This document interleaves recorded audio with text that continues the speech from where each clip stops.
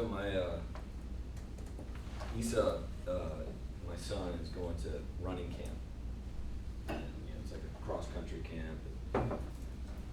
And they start with standards, right? So they give the runners kind of goals and numbers to aspire to. So these are the numbers that they have. And this is for mile pace. Okay? Running the mile. I did a 5K for Father's Day. I got 36 minutes. That's 12 minutes a mile. That's walking. Now, fair disclosure, right? There was 500 people that ran it. So the first 10 minutes were walking, right? So they said all the fast people go to the front, all the people that are, these paces go to the back. So I probably could get about 30 minutes. Okay, so that's full disclosure. My son got third there. He crushed it. He did really well. So it says beginner, and this is for runners, okay? This is not for us. It's not for mortals. It's for people that actually run. This is their sport, okay? First year, 6:15 to 5:30. That's a beginner. Okay? For people that run. Novice is 5:30 to 4:55. Okay? Now, for beginner, it says first or second year tracking, building essential anaerobic capacity. Novice, junior varsity, leading or emerging underclassman, varsity runner. My son is 5:02. He's a varsity runner. He's top 10. He's number 7 in the mile. He's better in cross country. Intermediate, 4:55 to 4:35.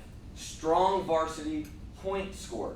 This is true. My son does not score points. I don't know the exact number. I think in the top in track, in the top 6, you get a point. Right? He normally doesn't get points. Not on track. In cross country he does.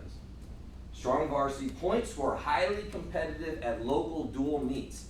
Advanced, 4:35 to 4:20. Individual, regional, state qualifier, top tier varsity runner. And elite, sub 4:20. All state level, Nike New Balance Nationals contender, Division I potential. That's the number that they gave.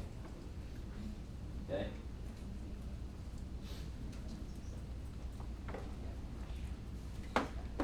And I wanted, like I said, when I do some of these meetings, I kind of want us to think, and this is not for everybody here, what I'm going to talk to you about. Now, obviously, we have a common theme we're talking about building our business. Okay? And we're one thing that we've been talking about is our meeting attendance, our team, right? So for many of you, and this is very appropriate, right? If you don't build a meeting here, I'm not talking about your income, but this is as good as it gets. It's as good as it gets. Okay?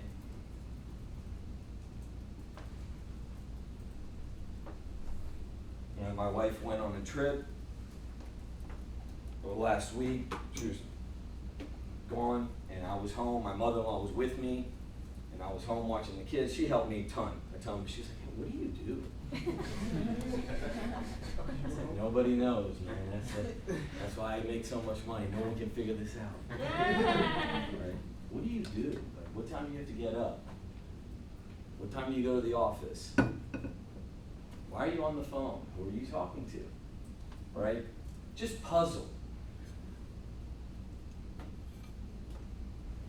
If you don't have a team and your team is not showing up, this is as good as it gets, your numbers. Now, we're going to go through tracking, we'll go through the numbers. You can inflate the numbers, and that's great. I promise you, no way am I disparaging you, but building a meeting, going from 5 people to 10 people to 20 people to 30 people to 50 people to maybe 100 people, that's what's going to unlock new levels, new freedoms, new experiences, new leadership milestones, right? And I just wanted to see, right? And we'll just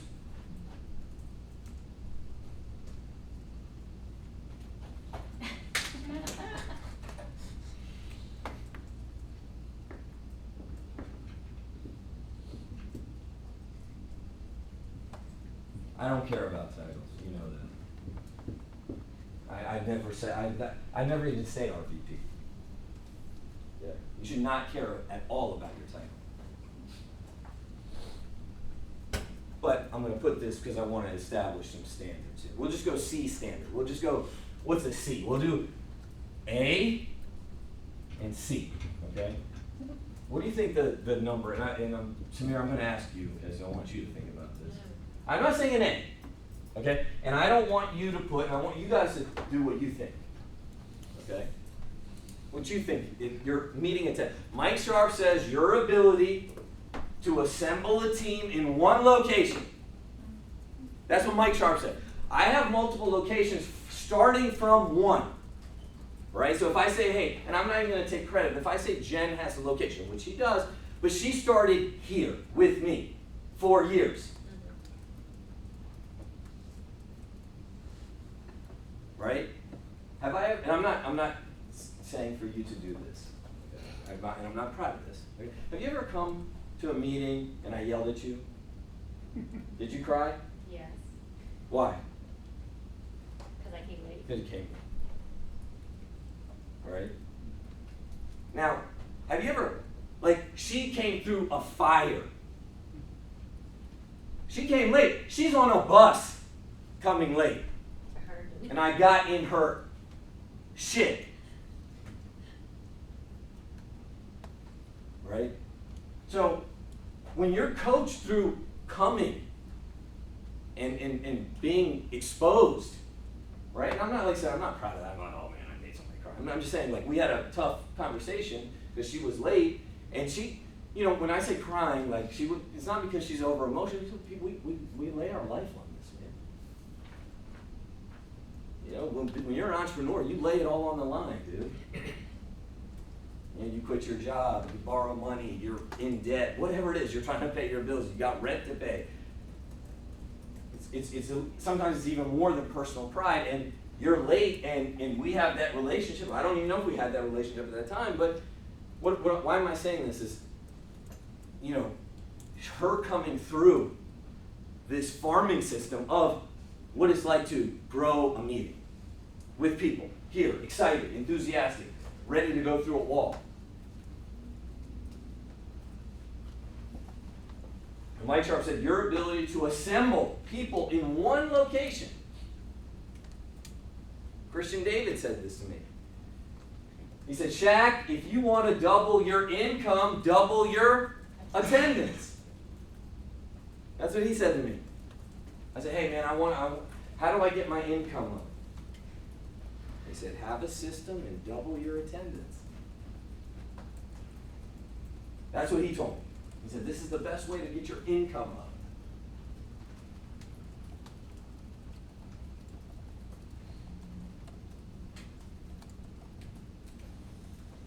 All right, so what do you think a C for a district? And we'll talk about weekly Saturday training.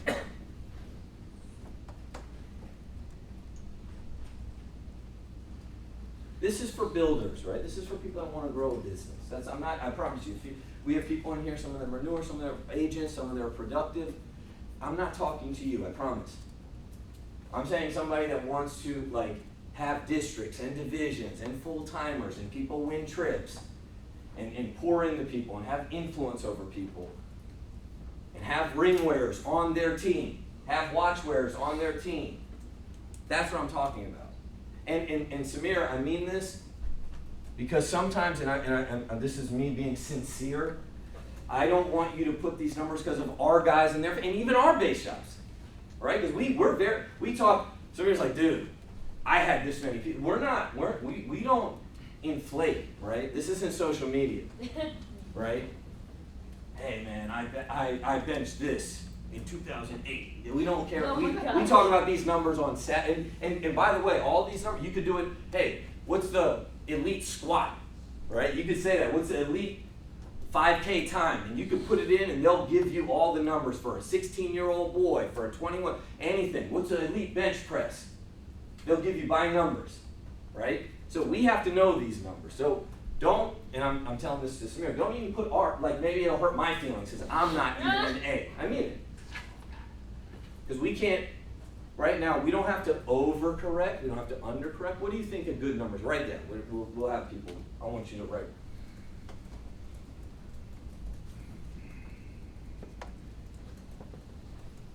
District, division, regional. I don't care about titles, but we'll just use this for, because we have to have some sort of framework. And then RVP. We'll go C. What's a C? Okay. We're not trying to hurt anybody's feelings here, okay? Like that, when the coach says, hey, these are the numbers for runners, this is what you're trying to go, this is it. Where are you? What'd you put, Samir, for district? That's a C. That's a C. Okay. What'd you put at division? That's a C. Like Yeah. you're asking C first. Yeah, yeah. everything. 10. Regional leader. 15. RVP. That's interesting. So, what did I put? We didn't talk. 5, 10, 20. I said 5, 10, 20, 30. Okay, that's what I said. Okay. Because I think if you're an RVP, you should have a regional or a division, right? That's just me. But they're very close, right? These are the more important ones here. 5, 10, 15. Okay, that's what I said. Well, I said 20, but and I said 30. Samir's more sensitive to his guys' feelings. It's okay, Xander, I love you still. God made you special.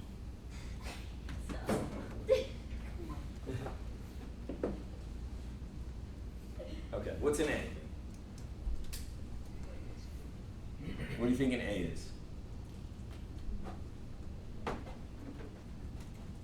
And we're not talking about Hall of Fame, we're not talking about elite. We're just saying, what's an A? You got an A. 15. For district? Okay.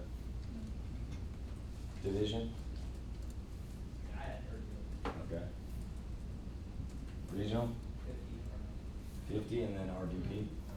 75. 70, okay.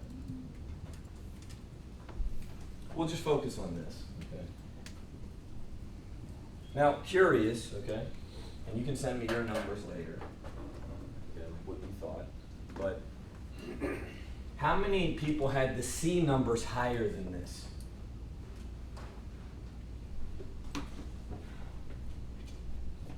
One. Anybody else? You did? I did. Yeah. All right. We know we have to build a meeting. Okay? That's what makes Primerica Primerica. All right. This is what does it. This is our superpower. We have great Saturdays. We have great meetings. There's other people. There's winning. There's success. There's diversity in all of it. How we look, age, income, backgrounds. You cannot recreate this, and you're not that good. I'm not that good. How did I catch some of these guys that I've caught? How did I compete? And I sound we, not I, with Christian David. 1,000,000 times better than me. 1,000,000 times more charismatic, 1,000,000 times more dynamic, effective communicator, tons of experience. How? I had people. And that was the greatest gift he ever gave me. Is I walked into his office, he asked me to do a training, and I saw, man, this is a Monday morning, this is Saturday, I'd go to his office all the time, it's Fast Start School, hundreds of people. And he did an exercise, right? And he did it for me. And he's like, hey, stand up if you're in my base shop, and he had, whatever, 150 people there at the event. He goes, doesn't it make sense I do the most business? I have the most people? And it was a great visual to see. And everybody in here can fix this stuff, okay? Because people are dying and crying out there for an opportunity. They're hungry. That's why people are paying coaches and coaching programs, and they're signing up for franchises, and they're doing all this stupid stuff. Because they're looking for an opportunity to increase their financial capacity. They want to change their life. They want to get better. And we have like a tangible, historical, incredible track record. And I'm not saying Primerica. Yes, I'm talking our office. We have people with income milestones and production, and we're just like getting started. We're not even at A students, we're C's. All right, pull up my training. So, all right. Last week we talked about investments, okay? Specifically, so Sheila had a client example, and we talked about how to get the statements and get all the information before asking for the statement, right? Do you remember that? Give me some summary of the training last week. Questions you asked before you asked for the statement? You were asking them like. No, you got it. You can just, right. You don't have to get specific. You're right. Oh. You have to ask before you earn the right to ask for the statement.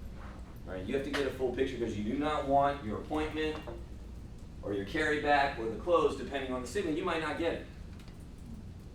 Okay?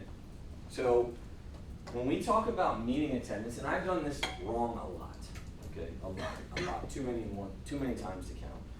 But as I'm as I'm trying to construct a system where we can explode our attendance, okay, explode our attendance, get big quick.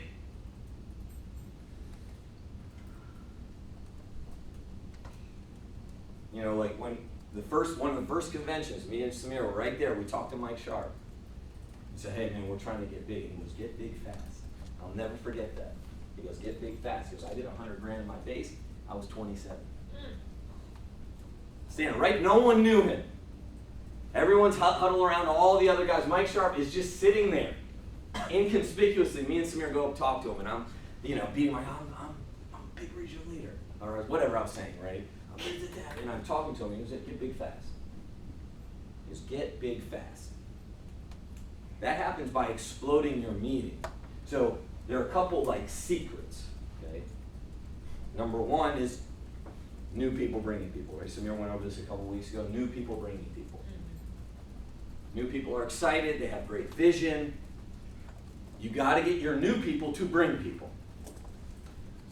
Okay, so you don't wanna overcomplicate things with your newbie. You don't want to give them the rate book. Okay? Hey, let me explain the 25 versus the 35. Rod's laughing because he's actually excited about that. No way. I couldn't wait. I know the answer. Right? You don't want to kill your new guys with stupid shit. Okay, so you got to get your new people to bring people. New people just multiply. Okay, that's number one. Number two, partners. Partners is a great way, right? If they have a business partner, they have a son, they have a wife, they have a husband, right? Everybody knows somebody. You don't want people, especially you in the beginning, you don't want to come to meetings alone. Just bring somebody, man.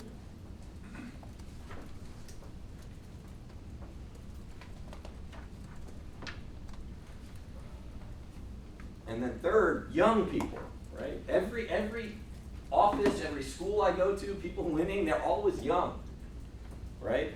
Young in age, young at heart.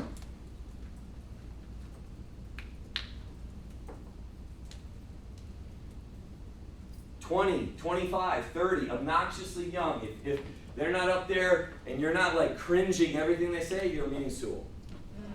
Right? You see this? This is a senior citizen meeting. Right? I just had an entourage of people when I was 23 to 30. I was around everybody. Young people just have a little higher propensity to multiply and be around people. Right? I make a lot of jokes in our Monday meeting, right? And when I say this, Michael Jordan, LeBron. But yeah, if people aren't talking about new stuff, it's an old meeting, man. It's an old meeting. So you gotta, and I know it's not very unnatural for a lot of us because we're the great, wherever you are in life, you think you're not. We need to move out of the way for young people. All right, but I'm going to talk to you a little bit about having the conversation. Okay, so here's what we don't do. We never say, here is the training time. Can you show up? We meet every Saturday at 9:30. You need to be there. That is not working because I can already ask, I already know the numbers of the attendance. Everybody in here, besides a few of us, when I say a few, 1 or 2 is below a C. Okay? At your level. Okay, that's not to make you feel bad. That's just saying we're failing this class, we need to learn. You don't know everything yet. Okay? And you cannot teach somebody when their cup is already full. You need to know, hey man, I got to get better here. I'm going to learn and I'm going to master. I'm going to beat your brains out with this because this is going to be the missing one. Okay? So I've done this. I've made every mistake.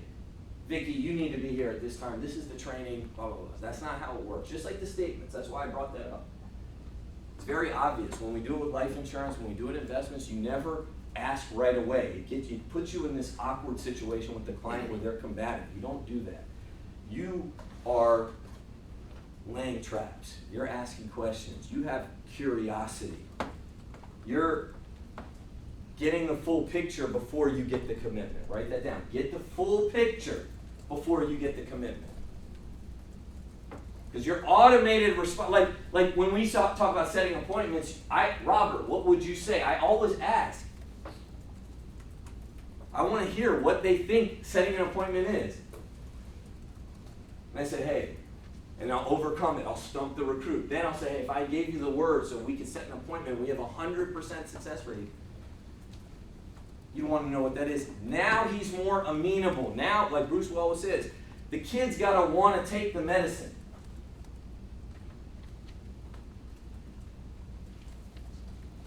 If they don't want to take it, they can't get better.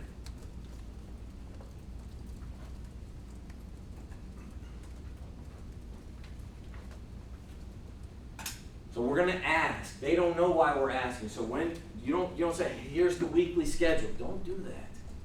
You need to find out. And I've done this wrong. That's why I'm saying this. Before we lock anything in, I want to get a real picture of what your week actually looks like. Get them talking about their week. What time are you going to work? Find out, because you're curious. You want to know what you're working with. What is your week? What time do you go to work? All right. And say they have a normal Monday through Friday job and they commute. What time do you get up? Okay, you get the kids ready for school. You're finding out, oh, I get up every day at 6:30. I do this, I do. And you're not trying to find out because you're interviewing them. You're trying to get an honest assessment of what they do every week.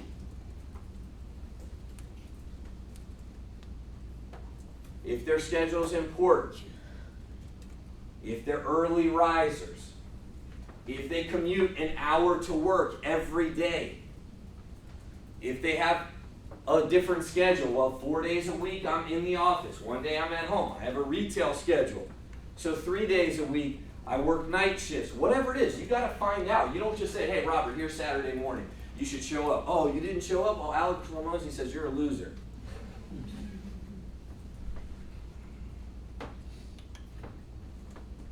You wouldn't do this with a client because you want a $500 sale or a $1,000 sale. Understand, if you get somebody committed showing up to Saturday, you will be free. Free. Or like Christian David said, I can't turn it off. That's where I'm trying to get to. I can't stop my income. That's what I want. That happens through this. Getting great here.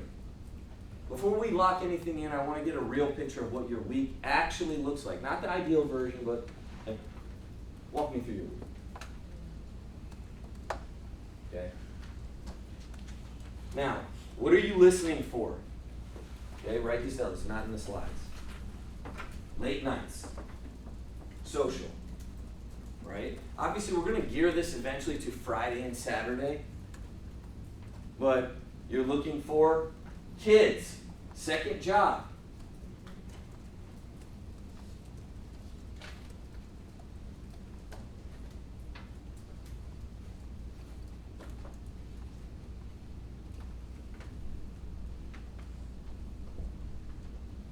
Now sometimes you meet people, right, and they tell you everything right away.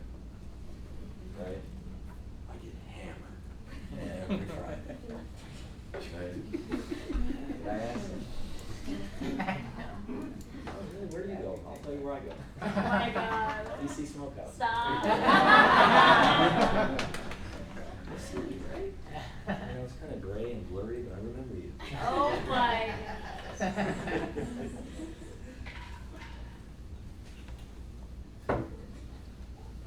You're asking people to show up Saturday. You don't even know the person. Oh, but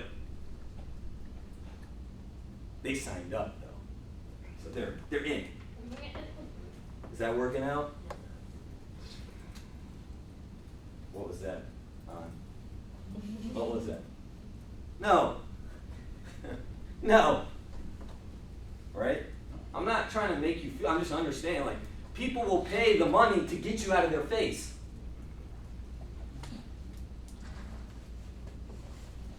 They pay. I got to recruit. You don't have shit. You have an application, independent business application. I'll tell you how many you got when I look on Saturday. No. We talked for 45 minutes last night. Are they here?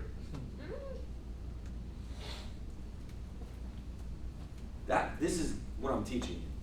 So we're listening for late night, social, drinking, kids, second job, anything that bleeds into the weekend. And then you're also looking for highlights. You know, oh, they wake up early, they go to the gym, they work out.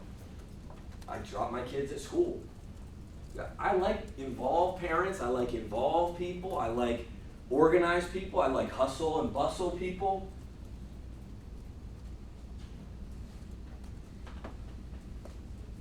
Okay, we're having a genuine conversation, we're curious, okay? We're trying to identify a schedule. Okay, now when we get to Friday, that's when we kind of have to really get a little bit more detail. Okay? Tell me about a typical Friday for you. What does your day look like? Are you working? What time do you get off? What does the evening usually turn into? You're curious. You want their defenses down, so they're telling you. I'm giving you some examples here. So Friday night's usually a social night. How late does that typically run? You're not judging, right? Really?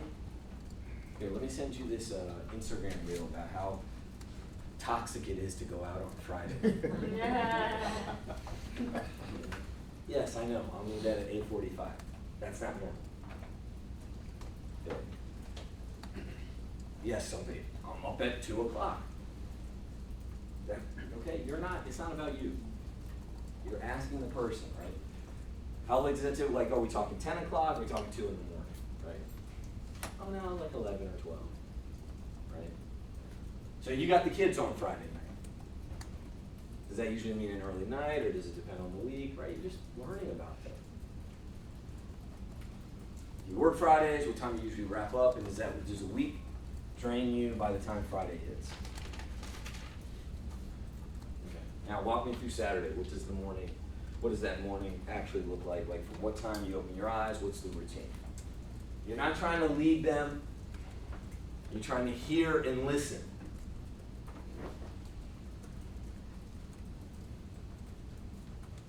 Oh yeah, I sleep in on Saturday. Okay, what's sleeping in? What's sleeping in?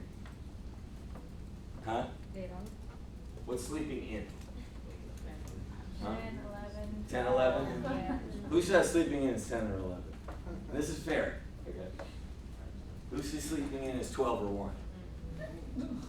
Keep them up? No, I am joking. That was a trick. What the F is wrong with that? 12 or 1?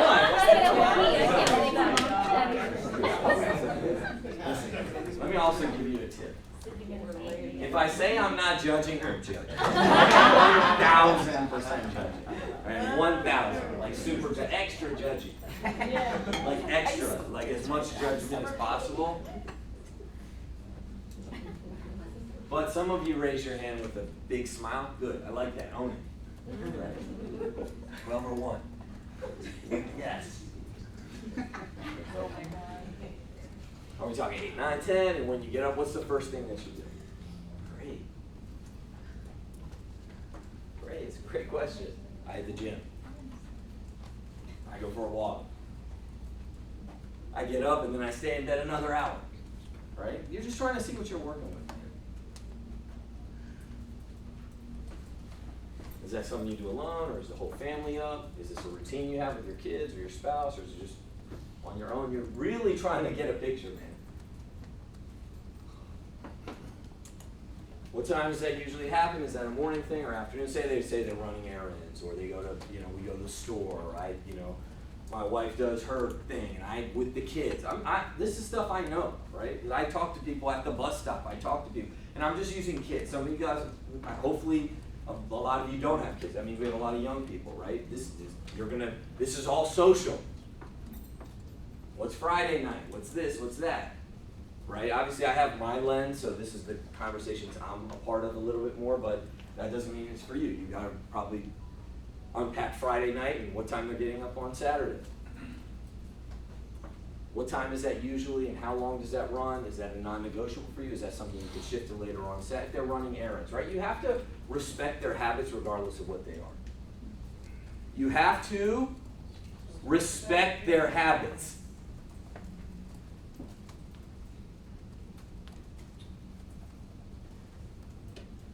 Hey, I work hard during the week, and on Saturday I just want to fart around. Okay. You want to make them feel like a loser? You're never going to get a commitment.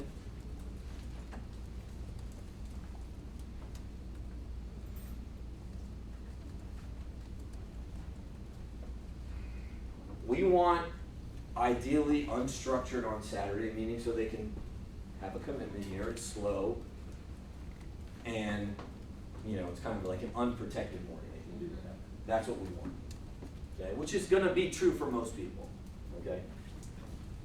So Saturday morning is pretty open for you. Nothing locked in. No standing commitments. We're not pouncing yet. Okay, which we want them to say. We want them to tell us what their Saturday's like. If it's important, if it's unstructured, if it's open, if it's committed.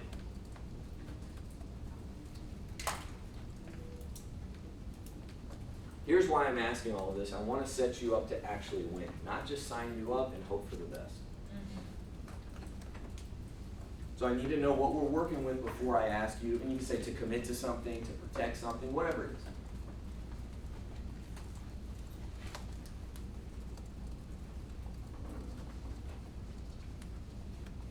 Right now, I don't know the number here, okay?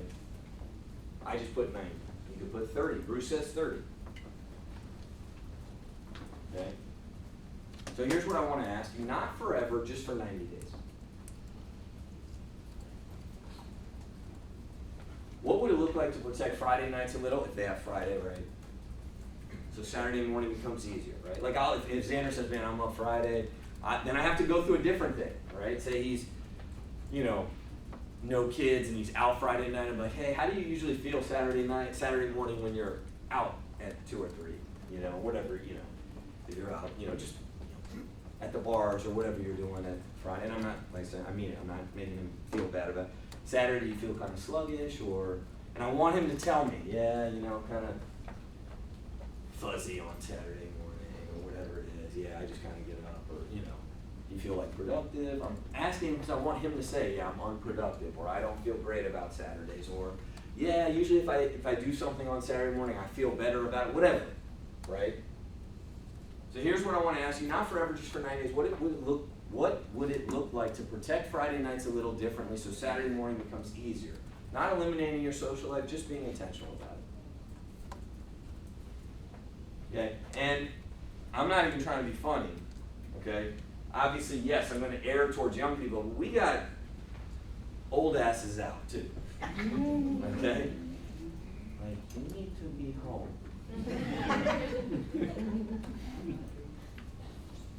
You know, like, what was that movie? What was it? Where he's like, you're pregnant. Like, why are you in the club? Like, it's a bounce Yeah. like, you're pregnant. Yeah, you're good, but you got a baby. Like, you don't need that. Like, was it a 40-year-old virgin or? Knocked up, yes, knocked up. Great scene, by the way, okay? Hey, social life is over for you, man. This ain't the 90s, right? What time would you need to be in bed Friday night to feel like a human being at 8:30? Is that realistic for you? I'm leaving, dude. I'm just telling you, I'm leaving. I'm not begging, I'm not asking. I'm gonna work around, I'm gonna ask questions. But I'm trying to get this right. I'm trying to build a team of people that are here on Saturday. I'm not trying to chase people. I'm not trying to tell you, hey, this is Saturday, and then you don't come, and I feel very frustrated, which I've done millions of times. Okay? I'm trying to get an A. I'm trying to fix these bad habits that we have and get to an A. Is there a way to structure Saturday so the family time happens after training instead of competing with it? Great question. You just ask them. If you tell them, they're going to say no. But if you ask them and you frame it and you know it's nothing, you can't say it's nothing. A lot of our agents make Saturday morning their thing and then come home and the family gets the best version of them. Energized, focused, winning.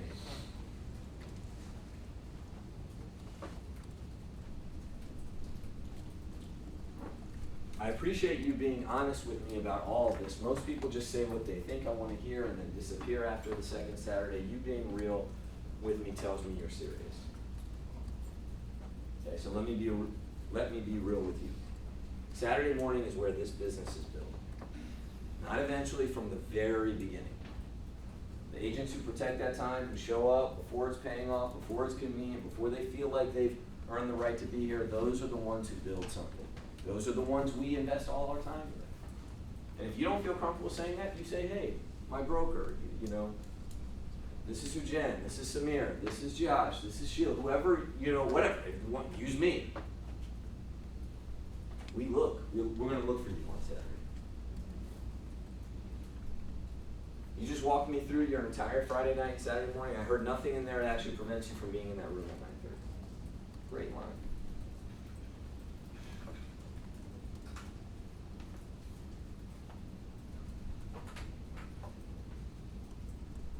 All right. It's July. We got our event. I have some tickets.